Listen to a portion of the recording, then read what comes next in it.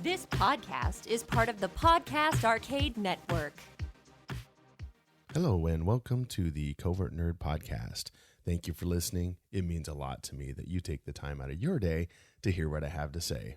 Real quick before we jump into the episode, I want to mention that you can go to covertnerd.net for the links for this episode and also browse previous episodes.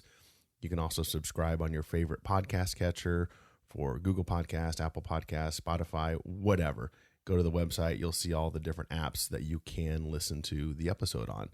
Also want to mention that our sponsor, rainbowcomicsandcards.com, is a place you can go to find all the comics that you need. You can also go on Facebook to Rainbow Comics and Cards Lincoln to find out contact information for the Lincoln store. And you can talk to Tim or Taylor and then get you hooked up with whatever you're looking for. So without further ado, let's dive right in and nerd it up with some Tolkien talk.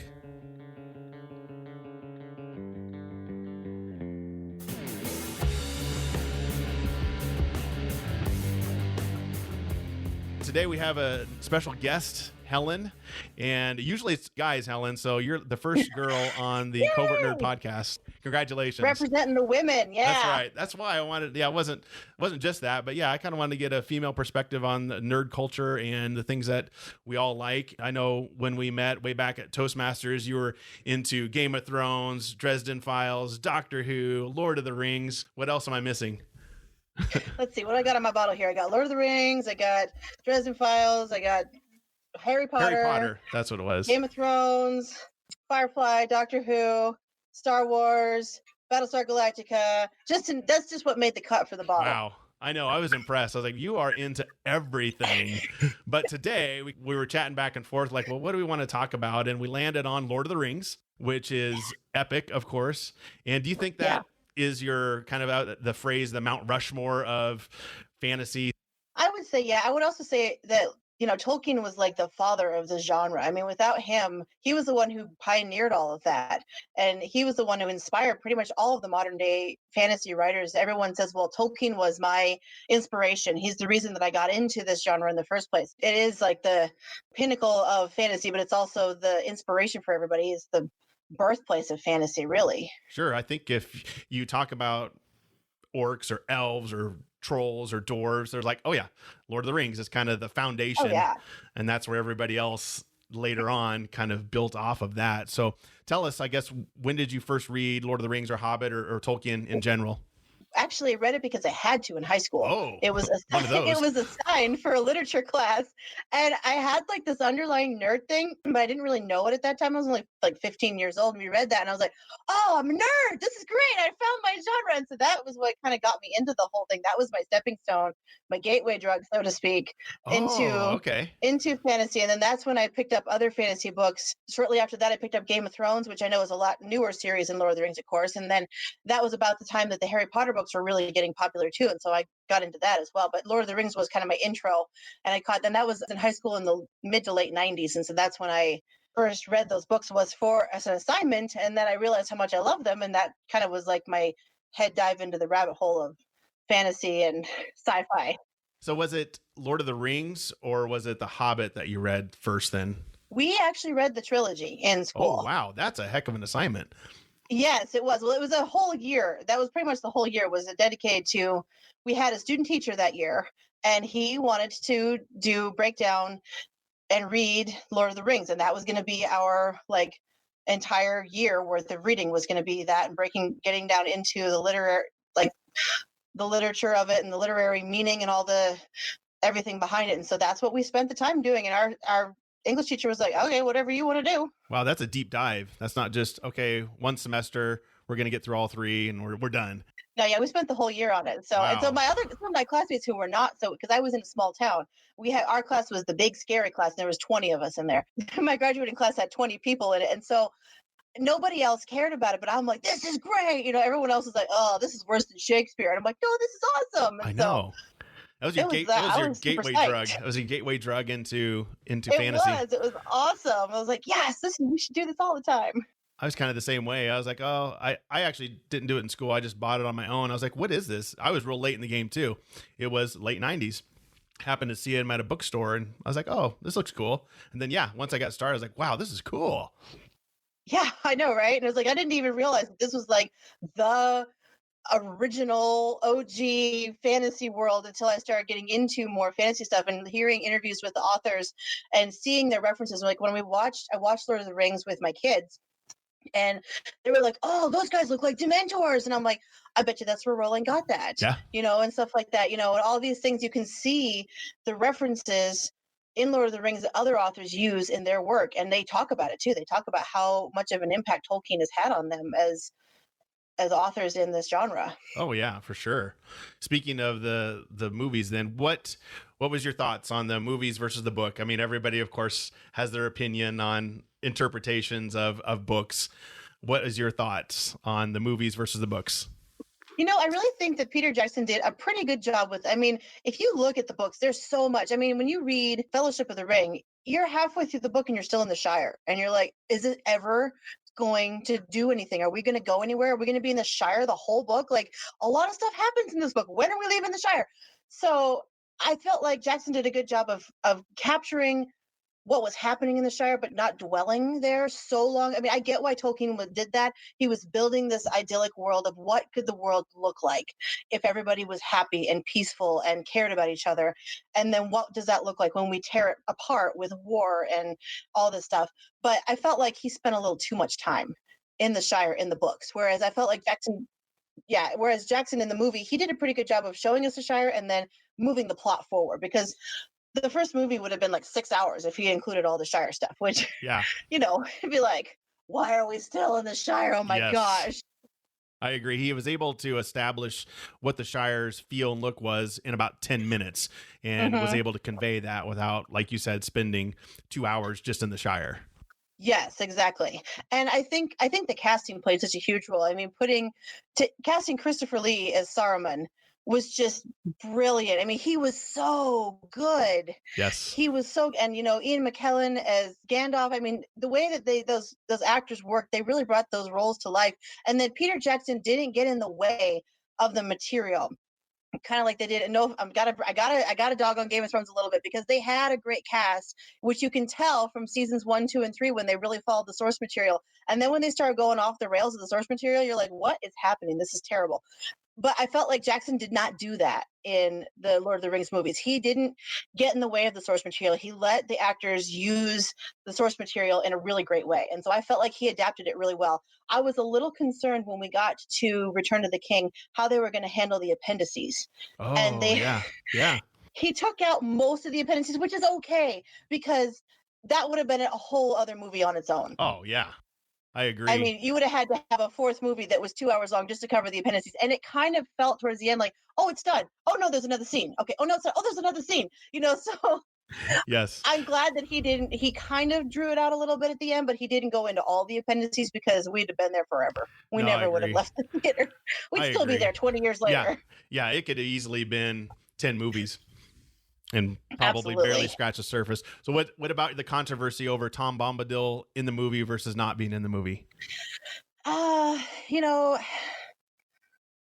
That one doesn't bug me as much as what they did in The Hobbit when they created all the extra storylines to include this elf romance and all this stuff. It's like, come on, man. That was just to try and drag out 3 extra, to make one book into 3 movies. Cuts had to be made somewhere. Yeah. Otherwise, you would be having 10 hours each. You'd have a 30-hour trilogy. Yeah. If you left everything in. And I think he cut where it needed to be cut. Yep. And there might have been a couple places where you could have left something in, but it's like, does it really move the plot forward? No, not so much. If you read the book, Tom Bombadil it isn't as essential. It's fun, but it doesn't lend a whole lot to the story. Whereas Radagast does, as far as being in Lord of the Rings, does contribute to that, in my opinion. Yes, I'm glad they brought him into The Hobbit. At least. It was kind of like when I was watching the Lord of the Rings, it's like, but where's Radagast? So at least when they brought him in The Hobbit, I'm like, okay, we're tying him in. It's kind of in a weird spot, but at least we've got him in there somewhere. Yeah, I agree. What about your favorite story arc in the books? What part of the story do you like best? Do you like the battle at Helm's Deep? Do you like the battle at Pelennor Fields? What part of the book do you like? So this is a multi-answer question. Okay. Character arc wise, one of the changes that did bother me from the books to the movie was that Aragorn waited to take up the sword in the Yeah. movies, Hmm. which really annoyed me because he doesn't do that in the books. He takes the sword immediately in the books. And so this whole drama about him not accepting his fate and blah, blah, blah in the movies is kind of like, all right, I don't love how you're doing this. I mean, I'm glad obviously he's going to pick up the sword, but I love how he did in the books, how he just accepted it from the beginning. He's like, this is what I have to do. This is what I'm going to do. Of course, I mean, the Battle of Helm's Deep is epic on every proportion. I know that Pelennor Fields is bigger. There's more going on, but there's just something about Helm's Deep that just speaks to you. And I mean, it's great on page and it's even greater on screen. Yeah. We just watched it a couple weeks ago, and Legolas sledding down the stairs on his shield, shooting arrows as he goes. I'm like, how do you get any cooler than that? I know. I mean, even him taking out the elephant in Pelennor Fields is not as good as that, I don't think. Yeah, that's true. I just love that. And, the rain and the darkness and how you think that they're not, everything's going to be fine. They've got this wall to protect them. And then they blow it up and you see this weakness and they lose hope. And I never really felt like you lost that hope in Pelennor Fields like you did at Helm's Deep. I mean, it was pretty much like we're all going to die.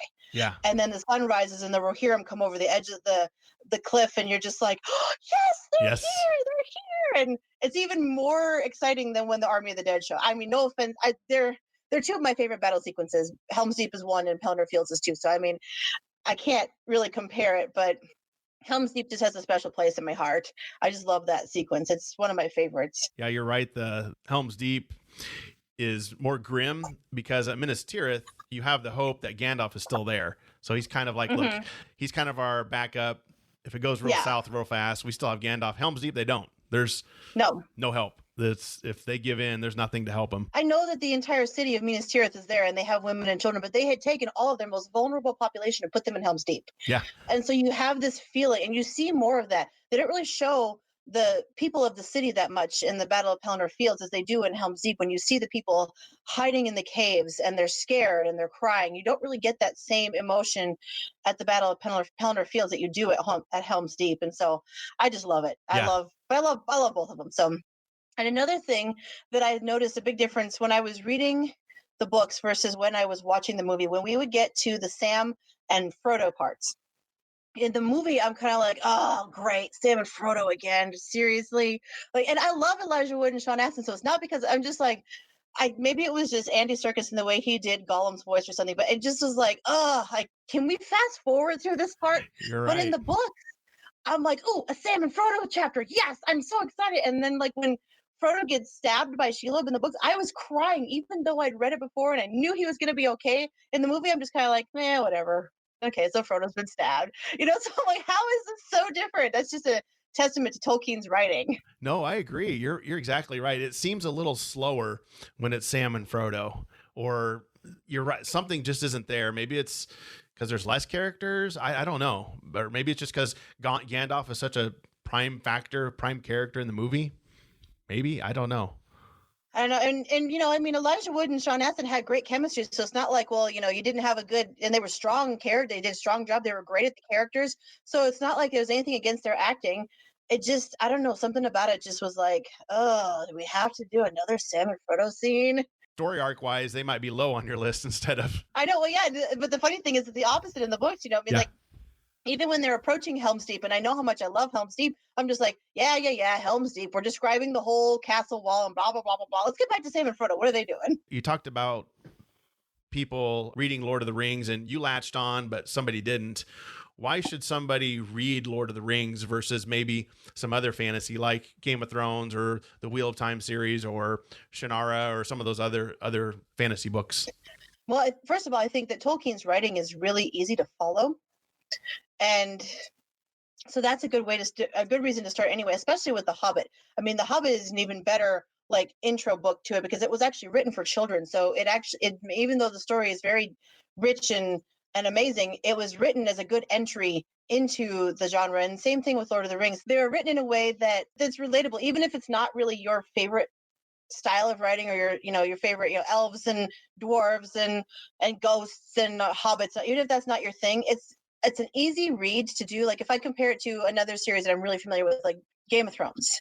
That's also written simply enough, but there's so many characters and there's so much going on that it's kind of hard to follow. I mean, you have to, I know this personally, you have to have charts and maps and who's related to who and how are they related. Oh my gosh, oh yeah, this is so and so's cousin. And you don't need all that to read Lord of the Rings. You can just enjoy the story. And it's a good story too. So it's easy to follow. And I think that this is a good series to read because if you do continue reading fantasy, you can understand how other fantasy writers were influenced by this series. You know, like I was watching this happen all fold out, watching my kids watch it kind of in what I call reverse order, where they read and watched Harry Potter and then they watched Lord of the Rings. They think that Tolkien is stealing from oh my gosh, her name just popped out of my head. Harry Potter author. Anyway, they think that J.K. Rowling. Rowling, thank you. They think that Tolkien stole from Rowling, and I'm like, sweetie, no. He wrote this book like in the 40s. She wasn't even alive yet. She is getting influenced from him, and so I think that it's important just to have this as your baseline so that you understand where the inspiration and the references come from, because almost every fantasy writer's got something that can be traced back to being inspired by Lord of the Rings. Oh yeah, and some modern authors have said, actually, if Tolkien tried to write that today, Lord of the Rings today, it probably wouldn't get published because a lot of people view, like you said, it takes too long to get out of the Shire. And people today kind of like a little more fast-paced storyline. But I didn't find it that. I thought it was very intriguing. Well, and that's, I mean, it's the world building part. I mean, if you read, again, I'm just doing comparisons, but, if you read, The Sorcerer's Stone, or A Game of Thrones, which is the first book in the Song of Ice and Fire series, there's a lot of world building that takes place in both of those because you've got to create this baseline.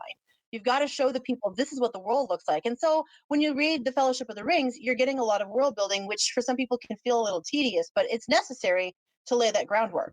Sure. And some people, the Council of Elrond, where they're talking about these worms in the desert and going into a lot of history and stuff, get a little lost. And I'm like, no, that was actually more intriguing for me. I was like, they're talking about this big dragon and there's this other dragon named Skatha. And they're like, what is all this other stuff, this ancillary stuff? But that's why people love the appendices. You talked about the appendices too. People just love that. Oh, I know. I mean, I'm one of those weirdos that has like the charts and the maps and this has happened then and this happened then. It's like when Martin started publishing his The World of Ice and Fire, and then he published the first part, Fire and Blood Volume 1, and this is all world building. It's history. They're basically history books. And that's what the appendices in Lord of the Rings are. It's basically a history book, which if you're a weird fantasy history nerd, you're going to be like, yes, this is great. Oh, yeah. I love this. I love that stuff. But you can't tell me that Martin didn't get some ideas of that from Tolkien, because Tolkien in some of his letters said that he got more air quote here, fan mail and questions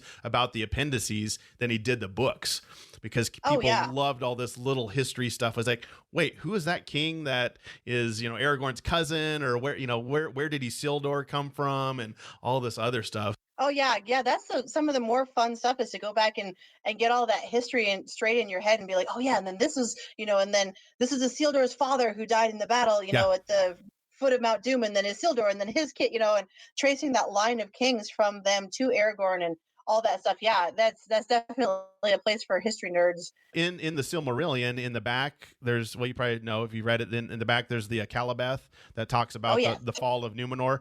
People get kind of overwhelmed with the Silmarillion, so I always tell them, just go in the back and read that 40-page story. It'll tell you all about Aragorn's history. It talks about Sauron corrupting the king and all that fun stuff. I'm like, that right there is just gold.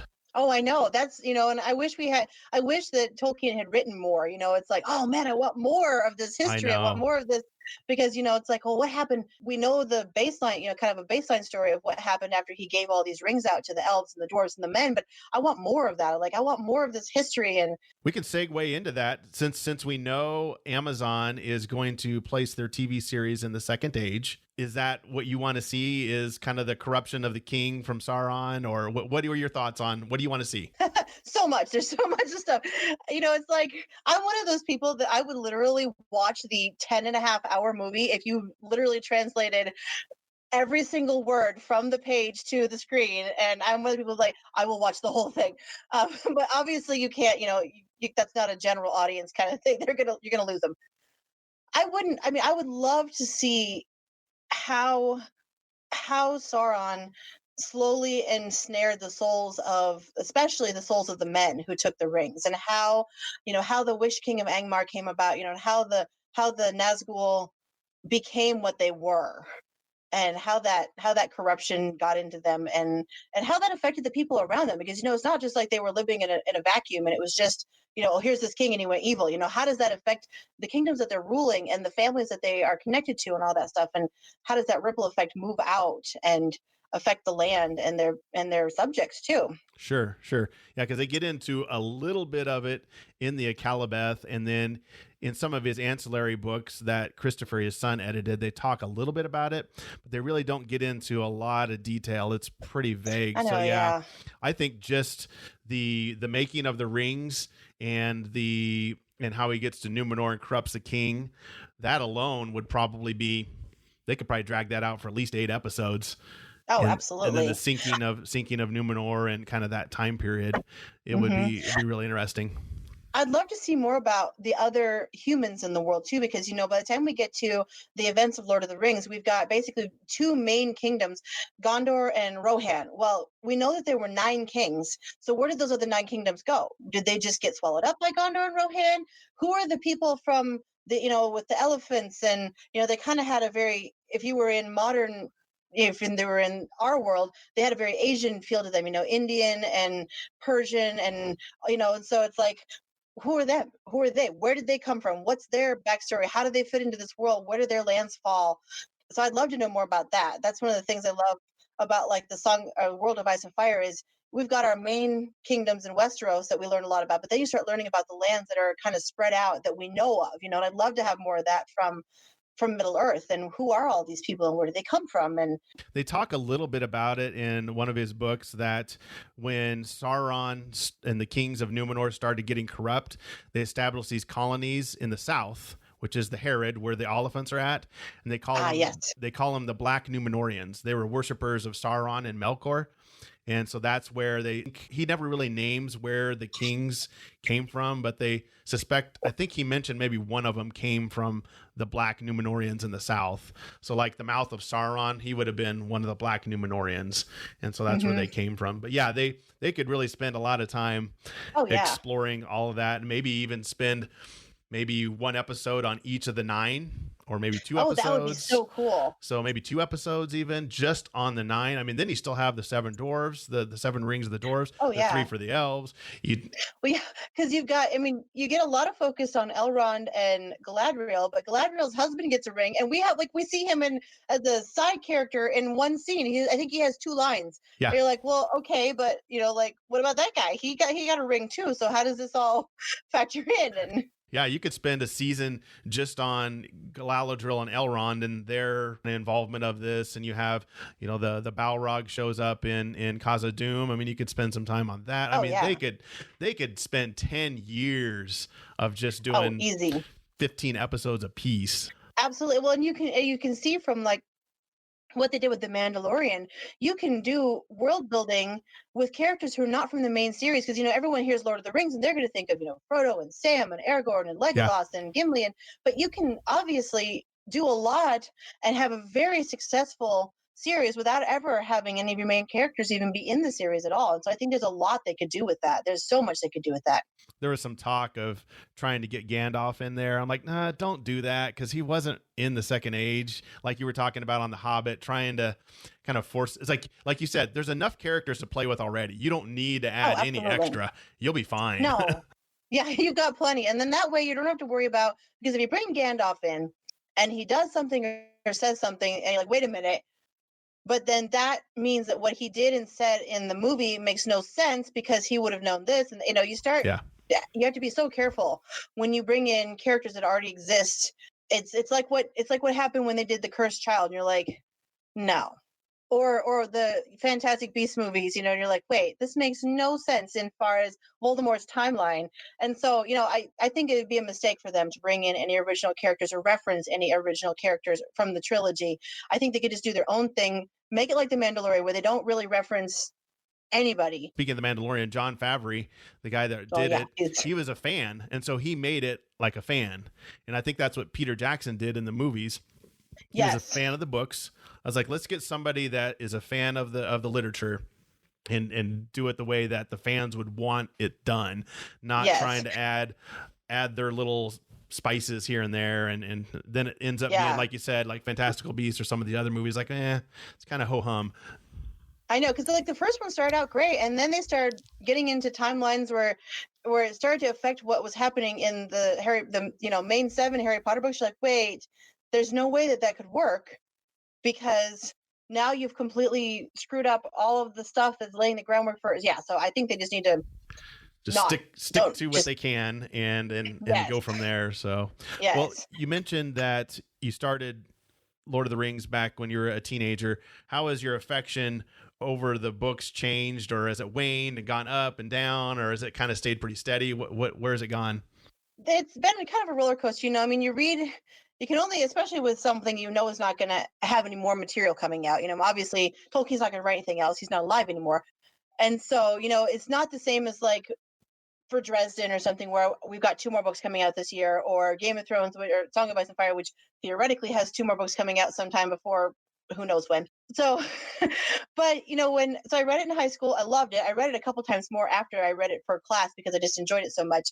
And then when they announced that they were making movies out of it, I of course had to reread it, read the book, watch the movie, read the book, watch the movie, because you can't not do that. So of course I did that, and that happened when I was in college. And actually it's kind of funny because I was in a sorority when that all came out, and we all each had a different person from the fellowship that we were going to marry, which of course obviously we were never going to have. And so we called ourselves the future. Who was yours? Aragorn. Oh, okay, I figured. So we were the future wives of the fellowship, which my sorority sisters are probably like, no, you're not supposed to tell anybody that. That's awesome. I love that. But anyway, so obviously a big spike when the movies came out, and now that I'm I'm introducing my children to all of these worlds and everything, another big spike again. But I mean, I've always loved them. I don't know that it's something that I've always come back to. I probably reread the books every couple years, just because it's one of those, you kind of keep it fresh in your head, especially the main trilogy. I don't read the ancillary stuff as much. Like I haven't read anything outside of the main trilogy or The Hobbit for probably 15 years, just because there's other stuff I have to read too. Yes, exactly. There's only so much time in a day. It's only so much time in the day. We have our bookshelves are literally overflowing with books that have either been read or need to be read. Yes, exactly. Well, what did you talked about your kids? What did they think of The Hobbit, Lord of the Rings, the books, movies, or what that look like? They enjoyed The Hobbit a lot. It was one of the longer books that we tackled reading with them. We had already read the Harry Potter series, so I felt pretty confident that they could handle listening to The Hobbit, but it was a little longer.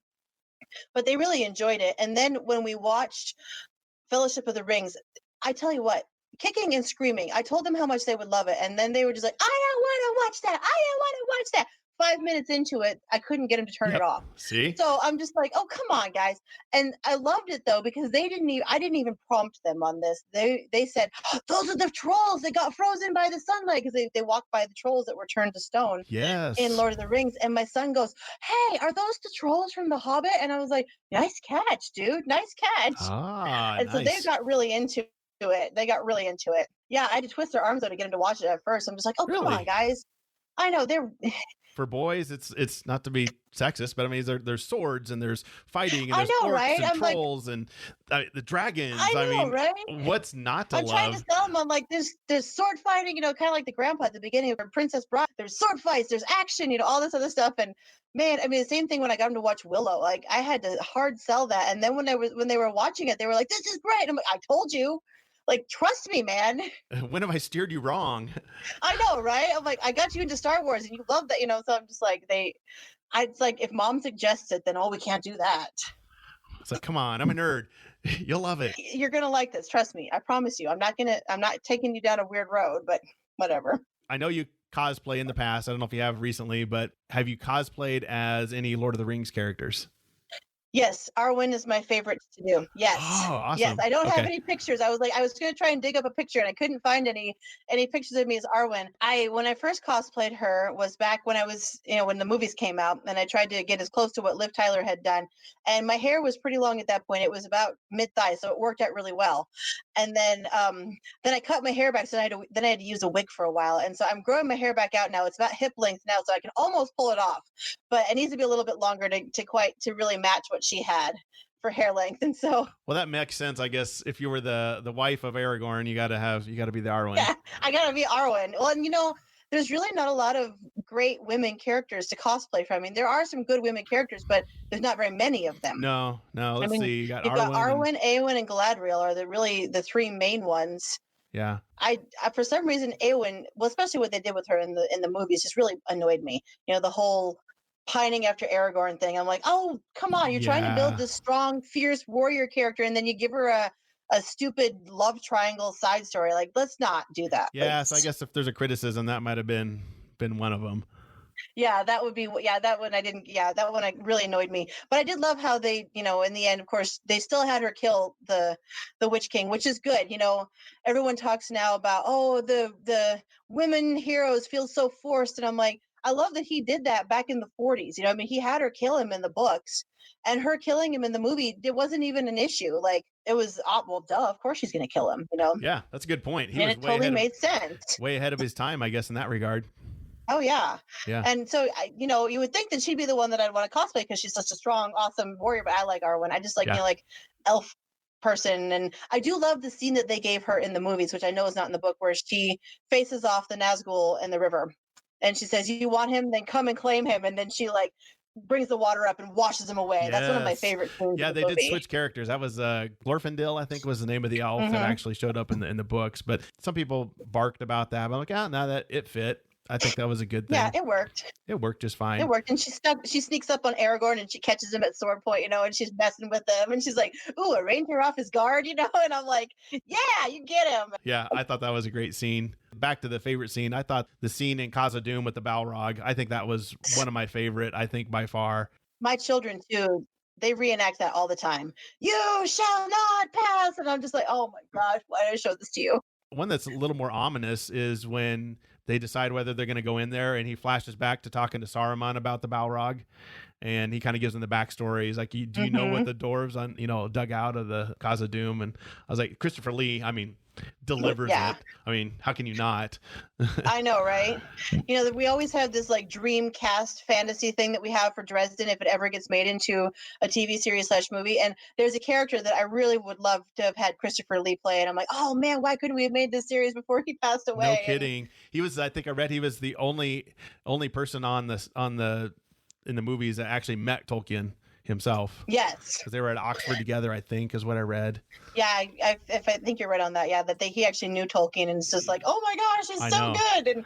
And he's such a great actor anyway. He's so good. When he was doing The Hobbit, he couldn't walk very well, so a lot of his obviously scenes were done with stunt doubles, but so they don't show him from the waist down because he could barely stand up at that time. But he was able to do it. He's able to reprise the role and still keep going.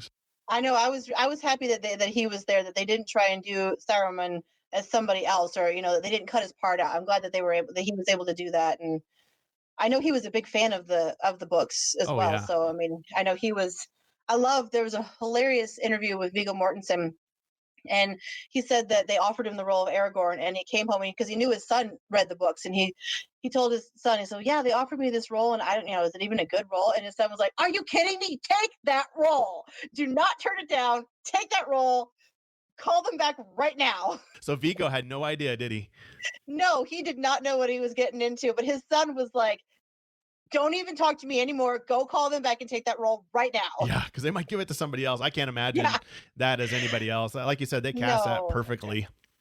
I feel like everything was, there's no, in my mind, I can't think of any actor that would have been better cast as somebody else. They all just knocked it out of the park. They were all so good. What about Lord of the Ring games? Do you play any, board games, card games, video games that are based on Lord of the Rings, or do you have any of that? Not for a long time. I did in college. We did the board games, and we actually kind of did made up our own Lord of the Rings D&D campaign. Ooh, nice. And it went so bad. Oh my gosh, it was so bad. Most of that was just because we had terrible rolls. Every time we'd roll a dice, it'd be like, this is gonna be great, and it'd be all ones. Oh crap. This is not good. This is not going to go well. There's always that. There's always the proverbial person on your campaign that just always has the worst rolls at the worst times. I know. And usually I'm the one with that. It's like, all you have to do is roll this, and you're like, and you still get it wrong. No. And then it's just ones. You're like, oh, seriously, this is not. I think they have a lot of them that are kind of pre-made now. So you just kind of took what they had and modified it. Yeah, we kind of took like because this is back in the early 2000s, so there wasn't as much as there is now. But we took some of the base games and like took the characters and the character descriptions, and then just kind of took our own D&D profiles and built it off of the character descriptions from the games that they had. Sometimes people would just go really off. You're like, Legolas would not do that. And this is at this is at the sorority. Yeah. Wow, sorority girls playing D&D. We have a lot of nerds in our sorority. That's awesome. Funny story. I'm in seminary right now, and so a bunch of future pastors, and D&D is one of the most popular games that we play. That's awesome. We play D&D all the time. It's like, yeah, your pastors are really big nerds. That's different than the 80s with the satanic panic on don't play D&D and you might die and stuff like that. Oh yeah, now almost everybody in our seminary is like, when are we going to get together and play D&D? And of course now we're doing it virtually and stuff like that. And so it's like, if only our congregations knew how big of a nerd you are. Yeah. We did a live event this last weekend with our group that we have, podcasting group, entertainment group. One of the things that we did was we talked about Lord of the Rings, and hopefully maybe with this episode, people will go read the books, but then also encourage people to read some of the extra stuff. Because like I said, Christopher Tolkien did a lot of work to gather up his dad's notes. And I don't know if you know how he did it, but he would find his dad would scribble in a notebook a paragraph about elves.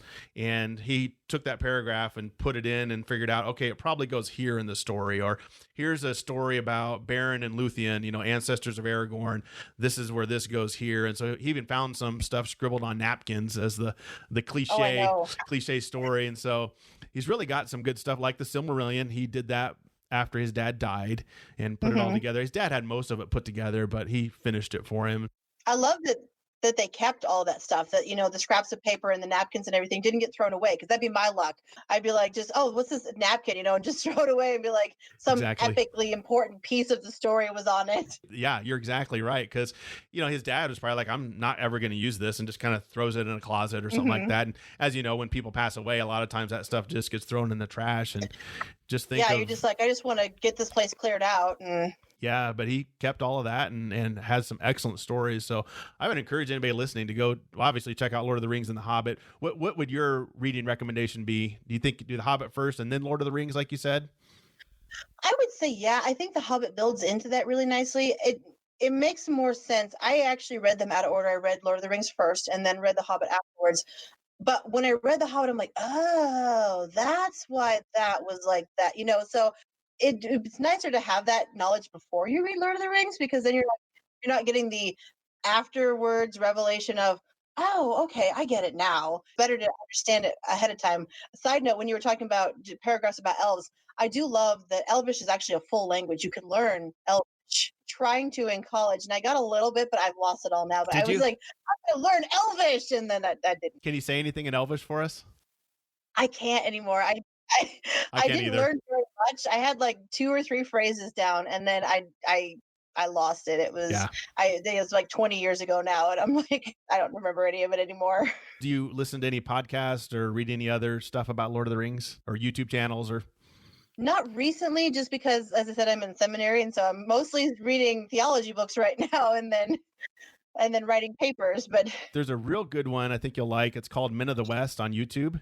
It's just 20-minute little snippets, but it's a deep dive into, say, the One Ring, or maybe about the path of the undead. And he just spends 20 minutes hyper focused on one little topic, and they're not very long. So I would recommend that, Men of the West. And then there's a website called the Tolkien Gateway, which is basically a big encyclopedia. Hey, I want to learn everything about Legolas, and it'll just have paragraph after paragraph about it. Then there's some books. There's one called the Tolkien Companion, which is written by J.A. Taylor, that has all sorts of stuff in there. And I had those together. So when I read the Silmarillion, I would read the Silmarillion. If I came upon a name or a place or something I didn't understand, I'd go to the Companion, read about it, and then go back to the Silmarillion. So it was a bit of a slog, but it was worth it. Yeah. That's kind of like when I do like a deep read of Song of Ice and Fire, I'll be like, okay, and this is this, and this is this, and I'll have the maps and everything, and like the family trees and all that stuff. And same thing, like if I'm reading the Lord of the Rings, I'll pull out the appendices and cross-reference what's happening in the appendices to what's happening in the story. Oh, who's that? Oh, okay, yeah, this is this guy and this is this guy, and because you can't just read it. You can read Yeah. it. You can just read it, but if you really go like way down the rabbit hole, you can't just read it. You have to. I think you have go to be into that. you have to be a little bit of a super fan, but I guess Yeah. maybe if you just like maybe kind of shallow stories, maybe I guess the Lord of the Rings maybe isn't for you. But if you really like fantasy, would you say if you like Game of Thrones, you would like Lord of the Rings? Would that be a pretty? Oh yeah. Oh yeah. I mean, even if you haven't read the Song of Ice and Fire books, you've just watched the Game of Thrones series, I think that you would still like Lord of the Rings books.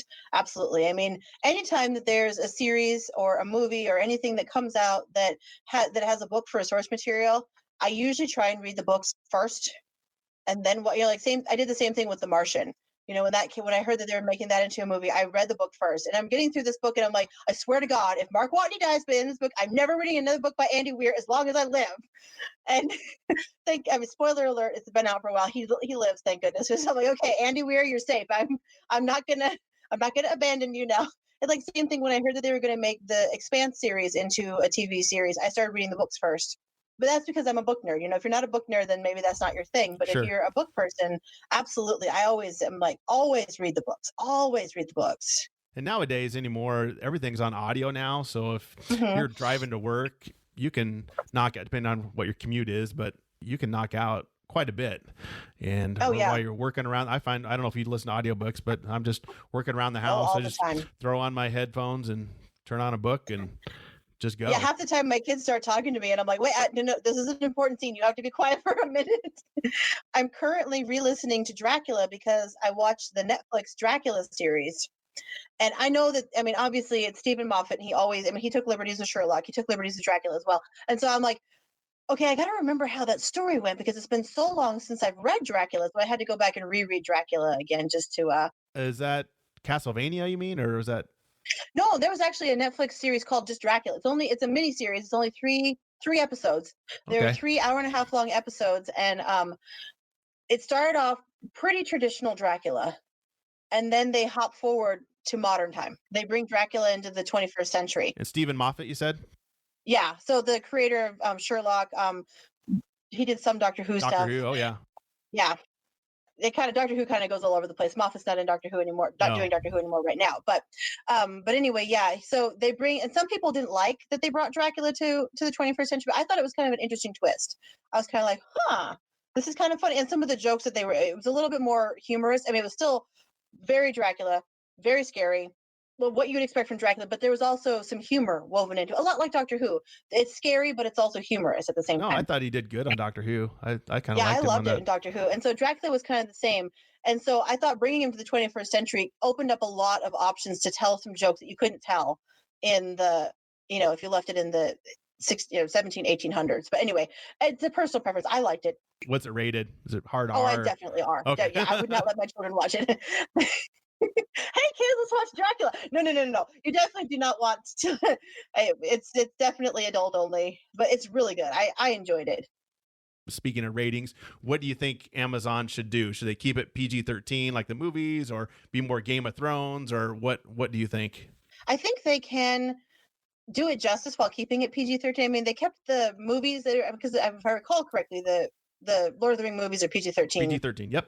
I don't think that Lord of the Rings needs to be R-rated to have the same impact because he doesn't really write a lot of R-rated stuff. I mean, even the battle sequences aren't really intensely graphic, and so I don't think you need to have it be like that. That's kind of my opinion. Hate to be a prude, but I'm like, he conveyed the intent without having a lot of gratuitous violence and sex and stuff like that. Mm-hmm. And it's fine. I hope they keep it somewhat like that, but I guess if they get a little edgy, that's okay. But I mean, I look at like what they were able to do with the Infinity Saga with Marvel Universe, and they were able to do that entire Infinity Saga at PG-13, and obviously it was phenomenally popular. Oh man, that was an epic fail. I mean, no, it was great. They managed to do that at PG-13. I don't think that they would have any trouble. I mean, and even the original Lord of the Rings movies were PG-13 and they were incredibly popular. I don't think that they need to go for the R rating. I don't think they need to try and chase after Game of Thrones. I think that it has its own thing. I think it could have a wider appeal and still be amazing without having to go after the R rating. That's just my thought. I agree. And I'm not against R ratings. I mean, I watched Deadpool. I think it's great. Yeah. I watched Game of Thrones. I thought it was great, but I just don't think that Lord of the Rings needs to go there. Don't force it. Yeah. Don't need to. It's like we don't. If the source material really doesn't emphasize it, then don't try to force it. Yeah. Well, and last year, I think there was a Facebook page called Geek League of America, and they did the greatest battle sequence competition, and it came down to 2 battles: Helm's Deep and Pelennor Fields. Wow. See. Both of them were PG battles. Yeah. Or PG-13 battles, not PG-13 battles, and Helm's Deep won. Yeah. And so it's like the most geek recognized battle in the entire fantasy genre was a PG-13 battle, and nobody complained about it. They were like, that's the best battle, hands down. So I don't think you need to. Yeah, like I said, I'm not opposed to it. I mean, Yeah. Shocking if someone's going to be a pastor. I really don't care, but Yeah. To each their own, but just as long as it's not forced, like I said, it's like, don't make something into something that isn't there. I mean, he didn't really write it to, even if you're reading it, it's not like if you read the Song of Ice and Fire books, those are definitely like even just the books. You're like, no, that is definitely not PG-13 content. But when you read Tolkien's work, none of that in my mind goes whoop whoop. That there's a problem. It could totally be PG-13 without any problem. Exactly. Well, why don't we wrap this up, Helen? It's been awesome. It sounds like we got lots of other topics I think we could explore. You're talking about Dracula on Netflix, so I have to check that out. So you need to add that to your cup icon, another vinyl to that. I know, right? I have some dead space in here. I could totally add some more. I could put way more on there. Yeah, we didn't even get into like musical theater, like Les Miserables, and I love your story about the kind of the nerd sorority. That's awesome. I love that. Yeah, I know we were kind of known as the nerdy sorority on campus. Everyone kind of like labeled us that way. I don't even care. It was awesome. It was a great place to be. They roll their eyes. They roll their eyes. You roll your dice. Yeah, exactly. That's right. Like I don't care. We got D&D. We're living our lives. We don't really care what you guys think about it. Yeah, you can get in their face and say, I'm marrying Aragorn. Yeah, right. Exactly. So we have to tell your husband he's Aragorn. That's right. I will have to tell him that. He's a Gryffindor, which I don't know about that. But, well, at least he's not Slytherin or something. That's right. My younger son, now granted, he's a little too young to have taken the test, but he wanted to because his brother did. He ended up in Slytherin. Yeah. But, he was only 6, so I'm going to give him a chance to retake it and see if he's actually something different. Exactly. Cool. Well, thanks, Helen. I appreciate it. Do you want me to plug an email or any type of way that listener can get in contact with you? Yeah. I mean, it's just my first and last name at Gmail. I made it super simple. Awesome. In case they disagree with you. Yeah, exactly. They're like, if you disagree with me, that actually ended up in the junk mail. Yeah, there you go. So, all right. Well, thanks, Helen. I appreciate you taking the time to talk about nerd stuff. We'll have to do it again next time. Oh yeah, next time I should sit down. We actually have all the maps from Westeros in our basement. I should sit down there next time and have the maps of Westeros behind me instead of my living room curtains. This is how I watch Game of Thrones, or how I read Game of Thrones. Yeah. Maps everywhere right behind me. Yeah, you can have like how they solve a murder, where they have little thumbtacks, all the boards and the tacks and exactly. Yep. Look like a conspiracy theory guy, like this is how this does this. Exactly. All right. Well, thanks, Helen. I appreciate it. Yeah. It was great talking to Helen about Tolkien. So I hope you enjoyed it as much as I did. And remember, go to covertnerd.net for more details on this episode and other episodes. Please subscribe and let me know what you think about the show, whether you like it, whether you want some different topics, or you don't like it, I guess, too. But also on this episode, the audio at the end, we had some connection issues, so you could probably hear a little bit of a difference. So I apologize for that, but that's what was going on there. So until next time, nerd it up.